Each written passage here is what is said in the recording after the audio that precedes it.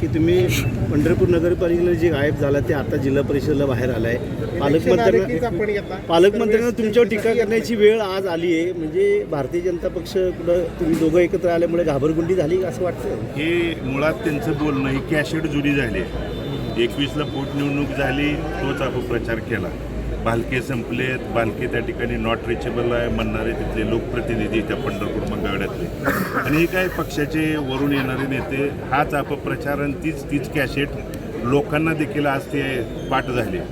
24ला संपले म्हणणाऱ्यांनी इथल्याच मायबाप जनतेने 1,16,717 मतदार बंधू भगिनीने आशीर्वाद दिला. नगरपालिकेच्या इलेक्शन दीड महिन्यापूर्वी पण हेच कॅसेट त्यांनी वाजवून दमले. मात्र तिथल्या मायबाप जनतेने जवळजवळ महाराष्ट्रातल्या 3 नंबरच्या मताधिक्यानं नगराध्यक्ष निवडून देण्याची भूमिका बजावली.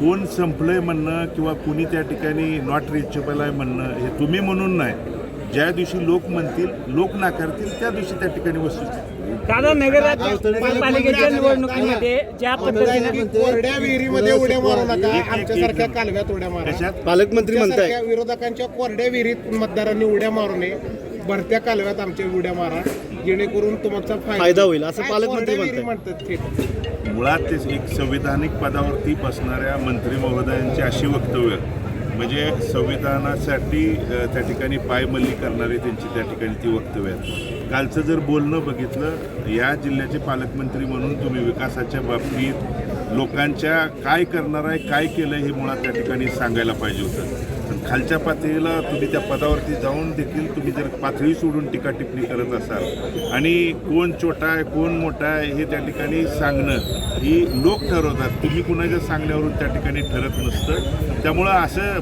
लोकांनी ठरवलंय कशात उडी मारायची, कशात कुणासोबत जायचं, काय जायचं, ते उद्याच्या 7 तारखेला मतदान रूपी आशीर्वादातून दिसून येईल. दादा म्हणतात की तुमच्या मुलाला शिकवा, मोठं करा, उद्योगधंद्याला लावा, धन टापट्याला लावू नका हे चुकीचं नाही, वाटतंय. मुळात अतिशय त्या माझ्या 11 वर्षाचा मुलगा आहे, त्या मुलानं दंड थोपटला म्हणून आमदार साहेब जर म्हणत असतील की आम्ही देखील मेलेल्या आईची दूध पिलो नाही, जशाच तसं उत्तर दिलं जातं. 11 वर्षाच्या मुलाला काय उत्तर देणार? किती यांची नैतिकता, मनाच्या विचाराची, बुद्धिमत्तेची मला कधी कधी कीव येते.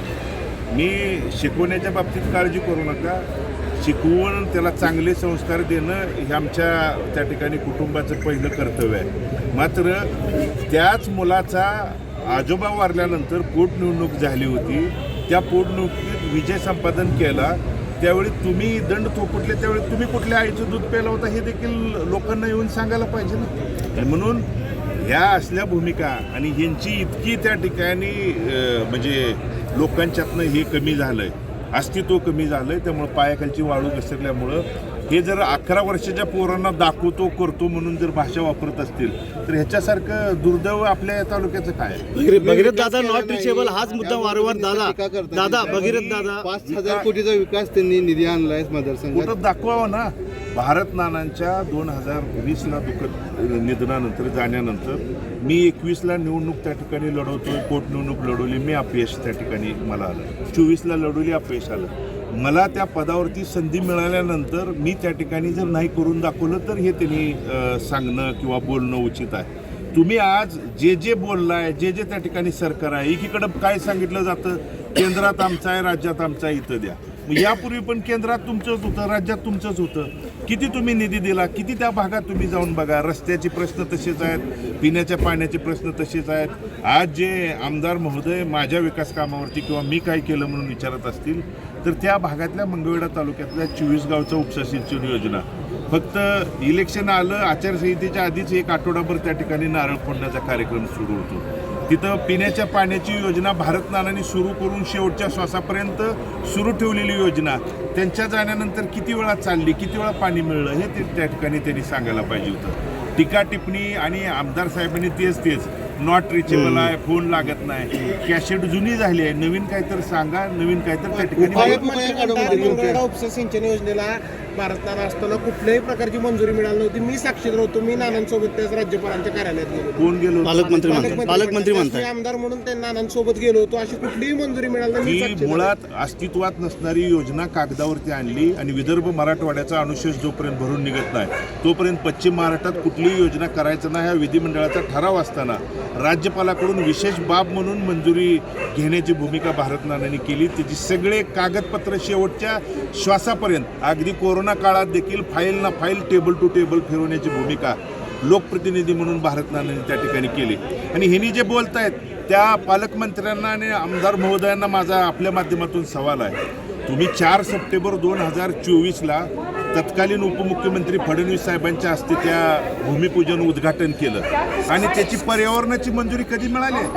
11 सप्टेंबर 2025ला पर्यावरणाची मंजुरी वर्षानंतर मिळते आहे. आणि राज्याचे जबाबदार उपमुख्यमंत्री येऊन जर तिथं त्या योजनेचा शुभारंभ करत असतील आणि पर्यावरणाची मंजुरी न करता करत असतील तर याच्यासारखं दुर्दैव काय? एकीकडं तुम्ही वेळोवेळी दिशाभूल करून तिथल्या शेतकऱ्याच्या जखमेवरती मीठ चोळण्याचं काम इलेक्शन आल्यानंतर करताय आणि तिथली जनता आता सुज्ञ झाली आहे. उद्याच्या 7 तारखेला आबादादा एकत्र आल्यामुळे पायाखालची वाळू घसरली असं वाटतंय का? आबादादा एकत्र आल्यामुळे त्यांच्या पायाखालची वाळू घसरली असं वाटतं का? कारण पालकमंत्र्यांच्या अजूनही पुढे काही सभा होणार आहे. गल्लीबोळात फिरावं लागतं याच्यावरून कळली.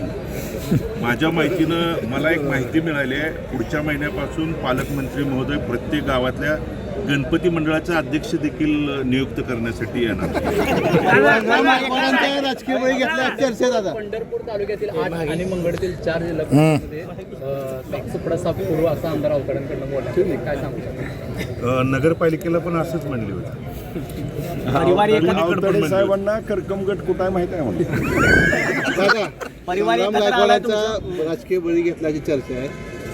मुळात मी सांगितलं संग्राम गायकवाडाच्या बाबतीत भगीरथ भालकेंच्या बाबतीत काही जणांना पुतना मावशीचं प्रेम आज त्या ठिकाणी जागे झालंय. संग्राम गायकवाडाच्या राजकीय भवितव्याची काळजी तुमच्या माध्यमातून त्यांना मी सांगतोय कोणी करायची त्या ठिकाणी करू नका, काळजी करू नका.